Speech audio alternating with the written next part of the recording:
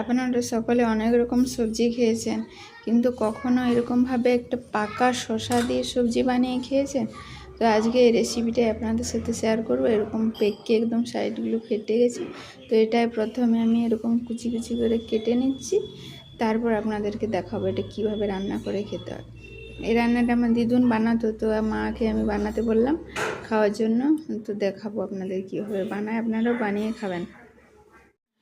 এই রান্নাটার জন্য বিশেষ কোনো মশলার প্রয়োজন নেই, শুধুমাত্র এই শুকনো লঙ্কা, তেজপাতা ফোড়ন দিয়ে দিয়েছি। তারপর পেঁয়াজ দিয়ে দিলাম, পেঁয়াজটা হালকা ভাজা হয়ে গেলেই শসাগুলো দিয়ে দেবে। শসাগুলো দেওয়া হয়ে গেছে। এটার জন্য খুব বেশি মানে নানা রকম মশলার প্রয়োজন নেই, শুধু লবণ, হলুদ আর অল্প চিনি, আর লাস্টে নামানোর আগে অল্প জিরে গুঁড়ো দিয়ে দিলেই হবে। তো মা লবণ আর হলুদ দিয়ে দিচ্ছে, এবার নাড়িয়ে চাড়িয়ে আর ভালো করে অনেকবার নাড়িয়ে কষিয়ে নেওয়ার মতো করতে হবে একটু, তারপর ঢাকা দেবে। তো ধরুন যারা বেশি তেল মশলার খাবার খায় না বা খেলে অসুবিধা হয়, তাদের জন্য এই রান্নাটা খুবই উপকারী। এই যে মা সামান্য চিনিও দিয়ে দিল একটু জল দিয়ে, আর একটু নেড়ে নেবে। আবার ধরুন মানে বিভিন্ন উপবাসের সময় সমস্ত কিছু খাওয়া যায় না, কিন্তু শসাটা সবসময়ই খাওয়া যায়, তখন এইটা বানিয়ে খেলে তারা খেতে পারবে। যে এটা প্রায় সিদ্ধ হয়েই গেছে, তো ভালো করে নাড়িয়ে নিচ্ছে। তো ঢাকা দেওয়া হয়ে গেছিলো, ঢাকা খুলে নিচ্ছে। দাঁড়ান এখন একটু দেখে আসি বেটু কি করছে। ডাবলিও ধরো স্লেট দেখাতে।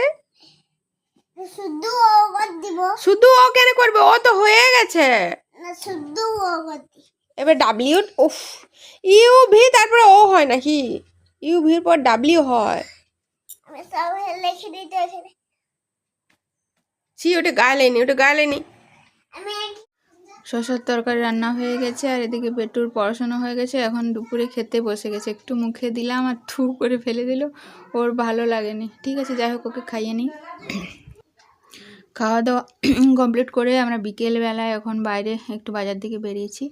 বাজারের টুকিটাকি কেনাকাটা এখন আমাদের চলছে, তো ভাবলাম বাজারে যখন এসেইছি মাঠের প্যান্ডেলটা কীরকম হয়েছে একটু দেখে যাই। তো এটা হচ্ছে বাইরেটা, খুব সুন্দর করে সাজানো হচ্ছে, এখনও কমপ্লিট হয়নি, মানে লাইটগুলো এখনও লাগানো হয়নি।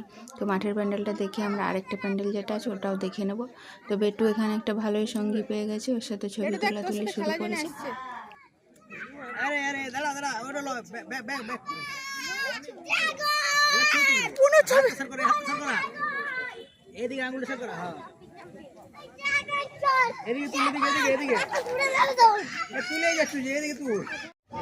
তুমি বাবা আসছে, বাবা ফোন করছে।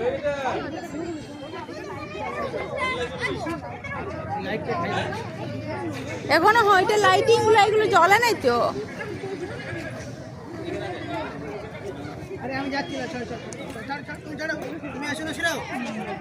দুটো জায়গারই আমাদের প্যান্ডেল দেখা হয়ে গেছে, এবার লাস্ট মুহূর্তে যে কেনাকাটাগুলো বাকি আছে সেগুলো করতে চলে এসেছি।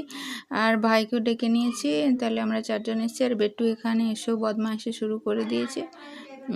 তো এগুলো আজকে হচ্ছে আমাদের পুজোর লাস্ট কেনাকাটা। তো পুজোর শুরু প্রায় হয়ে গেছে, আমাদের কেনাকাটা শেষই হচ্ছে না, একটার পর একটা বেড়ে যাচ্ছে।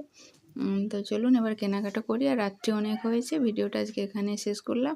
আর ভিডিওটা কেমন হয়েছে একটু জানাবেন।